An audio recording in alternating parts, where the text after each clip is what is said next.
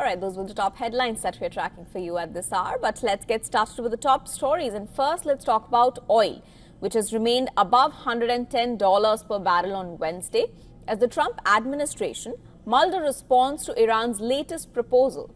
The two-month-long conflict remains in a stalemate with energy and other supplies through the critical Strait of Hormuz at a standstill that has led to fuel rationing across much of Asia and Africa and fears of a global economic slowdown. U.S. gasoline prices, they've hovered near highs not seen since the start of the Iran war, and Brent crude was trading above $110 a barrel, delivering as a 5% spike this week.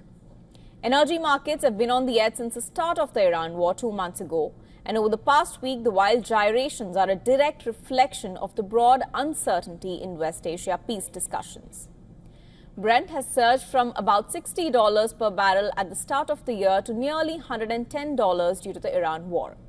At one point during the war last month, the benchmark surged to about $120 per barrel, but has since leveled off. Analysts say that Brent could possibly revisit $120 a barrel as soon as this week, if the Hormuz blockade continues. Investors remained cautious, with most major assets barely changing. Markets got off to an uneven start in Asian trading on Wednesday, driven by the diplomatic impasse and the nervousness ahead of the Federal Reserve meeting. Wall Street stocks closed in the red overnight, weighing on Asian markets, and Asian stocks gauge fell for the second straight session, retreating from Monday's record highs. The dollar and gold, they were little changed as investors brace for current Fed Chair Jerome Powell's last meeting as the boss.